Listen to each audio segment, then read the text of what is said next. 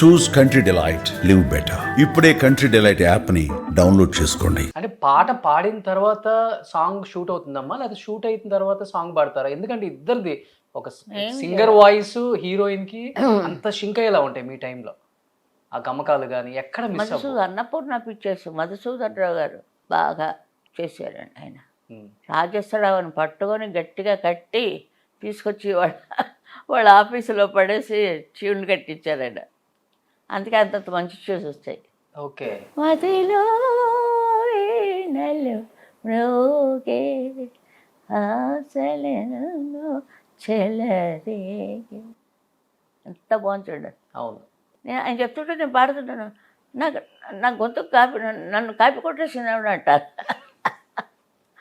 రాజేశ్వర గారు బాబోయ్. అదే బృందావనం అది మరి ఆయనే కదా చేశారు. అవును. నేను రాజా గారు పాడాను, అందరితో పాడానండి. ఎక్కువ కాంబినేషన్స్ సూపర్ డూపర్ హిట్ అంటే మీతో ఎవరికి మేల్ వాయిస్ ఎక్కువ? ఘంటసాల మాస్టరా, ఎస్పి బాలు సుబ్రహ్మణ్యం గారా? మాధవపెద్ది గారు ఉన్నారు కదా, ఆయనతోనే. మాధవపెద్ది గారు, పిఠాపురం నాగేశ్వరరావు గారు. ఒక చోట అయితే ఎవరు అక్కలు అన్నీ నేనే పాడేసేదాన్ని. అంచేది అన్నీ వరుసగా వచ్చేసాయి. ఇదివరకు స్వర్ణలత అని ఒక ఆవిడ ఉండేది. అవును. పోయారు పాపం ఆవిడ. ఆవిడ ఎక్కువ ఆయనతో పాడుతుండేది. పిఠాపురం నాగేశ్వర. జమునారాణి గారు, ఆవిడ చాలా పాత సింగర్ ఆవిడ. నేను వచ్చేటప్పటికే ఉన్నారు ఆవిడ. లీల గారు, జిక్కి గారు, జమునారాణి గారు, ఏపీ కోమళ, ఇంకా ఉన్నారు. బట్ ఆన్ స్క్రీన్ మాకు బాగా తెలుసు హీరోయిన్లో గ్లిజరిన్ పెట్టుకోవాలి. బాల సరస్వతి గారు, వాళ్ళ పాటలు పాడుకునేదాన్ని. పాడవే ఒకసారి చూడ, అలా ఆ పాటలన్నీ ఆవిడ పాటలు పాడుతుండేదాన్ని. ఇప్పుడు మర్చిపోయాను, నాకు వయసు వచ్చింది. నాకు వయసు రావడం నుంచి అవన్నీ మర్చిపోయాను. నేను వయసులో ఉన్నప్పుడు అవన్నీ పాడుతుండేదాన్ని. ఆ పాట రోడ్డు అంతా వాయించేసేదాన్ని, గట్టిగా పాడుతుంటే. ఓకే. బందా కలకలింగేశ్వరరావు గారు, ఎవరు ఆ పిల్ల అంతా బాగా పాడుతుంది అని. మా అక్క ఇంట్లో ఉండదు, ఏలూరులో. అన్ని ఏడిపించే సాంగ్స్ చాలా పాడారు కదా. రికార్డింగ్ స్టూడియోలో మీరు గ్లిజరిన్ వేసుకుంటారా? ఆటోమేటిక్గా ఆ ఫీల్ వచ్చేస్తుందా పాడేటప్పుడే మీకు? అదే మరి వస్తుంది గొప్పదా. అనురాగం విరిసేనా ఓ రే రాజా,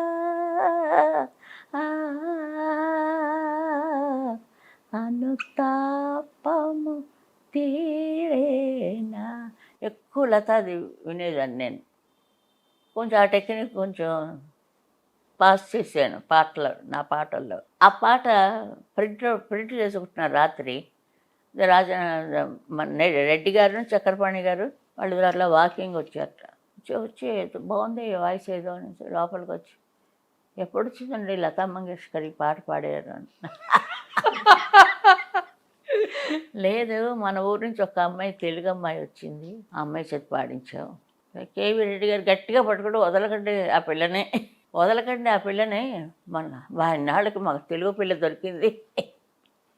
ఆయన ధోరణిలో ఆయన అందరూ ఒక్కొక్క రాయి వేశారు నేను రావటానికి. చూడండి మరి, ఒక్కొక్కరు అలా మెట్టు కట్టారు, రెడ్ కార్పెట్. అది అంచేత నాకు ఇంత పేరు. అప్పుడు వెంటనే వాళ్ళు విజయ ప్రొడక్షన్స్లో ఇచ్చారు 350 ఒక సాంగ్కి. ఒక సాంగ్ నెలలు రిహార్సల్, కోరస్, ఫస్ట్ కోరస్ అందులో. ఓకే. చంద్రహారం రికార్డింగ్ జరుగుతున్నప్పుడు ఒక్కొక్కరి చేత పాడిస్తారు, అప్పుడు నీ గొంతుకు విని నీకు పాట ఇచ్చేస్తారు అని వేణుగారు అన్నారు. సరే అని వెళ్ళి పాడాను. నా పక్క కూడా చూడలేదు ఎవరు. లీలాలు కోమల లీడింగ్. ఓకే. ఓకే. ఆ పిక్చర్లో ఆ సెకండ్ సాంగ్ ఇంకో పిక్చర్ పిలిచారు, గుణసుందరి కథ. లీల గారు గ్రూపు ఆవిడ కాపీ ఇచ్చారు. నేను కూర్చున్నాను, నేర్చుకున్నాను. వెళ్ళిపోతే పేపర్ ఇచ్చేసాను. ఇచ్చేసి నేను కోరస్ పాడినండి, బయటకు వచ్చాను. దాంతో మరి ఇంకెవరు కోరస్కి నన్ను పిలవలేదు. తర్వాత పెండాల గారు, అంత రాజేశ్వరరావు గారు పాటలు. సింగర్గా ఏంటో ప్రూవ్ చేసుకున్న తర్వాత ఇంకా వెనక్కి తిరిగిందే లేదు. ఇంకా పాడకూడదు, అలా పాడుతుంటే కోరస్గా పిలుస్తారు. ఎవరో అన్నారు నాతోటి, సరే ఒకళ్ళు చెప్పింది ఉండడం తప్ప మనకే స్వతహాగా ఏమీ లేవు. అమ్మా బట్ సావిత్రి లాంటి ఒక యాక్ట్రెస్ కి హావభావాలతో పాడాలంటే చాలా కష్టంగా ఉంది. వాళ్ళతో కూడా ఎలా ఉండేదమ్మా అసలుకి? అంటే ఉండే అభినయం ఎలా పండించేవాళ్ళు? లేదు, వాళ్ళు స్టోరీ చెప్పేవారు కొంచెం. ఇది పలానా వాళ్ళు పాడతారు, హీరో హీరోయిన్, లేకపోతే ఇది ఏడుపు, అది నేనే చిన్నదాన్ని, నాకెక్కడ చెప్తా అవన్నీ వింటే అలాగేళ్ళండి అని అంతే. నా గోల నాదే. అది ఆటోమేటిక్గా వచ్చేస్తుంది. ఇన్నేళ్ళ తర్వాత మళ్ళీ నేను అలాగే పాడుతున్నానంటే మరి మీరు అలా ఉండిపోయారేమి. ఎలా ఉండేది సావిత్రి? అంతలా ఊరిపోయేది మ్యూజిక్. వాళ్ళు ఎక్కువ అలా పాడుతూనే ఉండేవారు మనకు వచ్చేదాకా. నిజంగా వాళ్ళు దేవుళ్ళు. మ్యూజిక్ డైరెక్టర్స్, ఎన్ని రకాల మ్యూజిక్ డైరెక్టర్స్ దగ్గర పాడాను చూడండి, అది ఇంకా ఎవరు తీయలేదు. చాలామంది దగ్గర పాడాను. అంటే కన్నడ, మలయాళం, ఒరియా, తుళు, ఇంకెక్కడో అక్కడెక్కడో ఇంకో భాష, అది మొత్తం ఒక 10 భాషల్లో రోజుకి అంత లేదు. ఆర్కెస్ట్రాతో అయితే 9 to 1. రాత్రి ఎవరో వస్తారు, మన విశ్వనాథం గారు లాంటి వారు, కల్లారిపోతుంది ఆయన పాట. సంతోషం అన్న పాట ఒకటి నేను జీకే వెంకటేష్ గారు పాడాము స్టూడియోలో రికార్డింగ్. ఇప్పుడు కూడా సత్య స్టూడియో, అది ముందు నెప్ట్యూనా ఏదో ఉండేది, ఓకే, అక్కడ పాడాం. తెల్లవారిపోయింది, పొద్దుట 6 గంటలకు వచ్చాము ఇంటికి. మీ హస్బెండ్ సపోర్ట్ కూడా అంతే ఉండేది? కూడా వచ్చేవారు ఆయన కూడా. ఆయన మామూలుగా రారు. ప్రొడ్యూసర్స్తో మాట్లాడడం, నేను నువ్వు పోయి మాట్లాడుకోరు. నానోడు వచ్చిందని ఏదో మాట్లాడేదాన్ని.